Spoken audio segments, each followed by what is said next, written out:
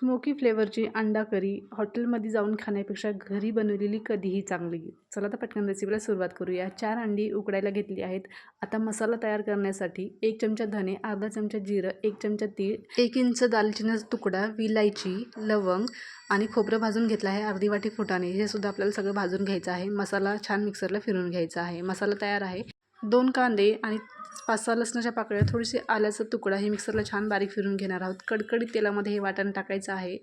Colour change होईपर्यंत परतून घ्यायचं आहे. आता याच्यामध्येच लाल तिखट, कांदा लसूण मसाला आणि काळा मसाला टाकायचा आहे. काळा मसाला टाकल्यावर कोणत्याही बाहेरचा मसाला टाकायची गरज नाही आहे. तुम्हाला जेवढं पातळ पाहिजे, जेवढं घट्ट पाहिजे तेवढं तुम्ही पाणी टाकू शकता. याच्यामध्येच मीठ, हळद टाकायचं आणि कोथिंबीर टाकायची आणि मिक्स करून घ्यायचं आहे. आता उकळी आलेली आहे, साईडला ठेवून देऊया. अंडी तेलामध्ये छान परतून घ्यायची आहेत आणि त्याच्यामध्ये थोडंसं लाल तिखट, हळद, मीठ टाकून कोथिंबीर टाकायची आहे आणि छान स्मोकी फ्लेवर द्यायचा आहे. या पद्धतीची अंडा करी करून बघा, खायला खूपच मस्त लागते आणि एकदम चमचमीत होते. रेसिपी कशी वाटली नक्की सांगा. Okay, bye.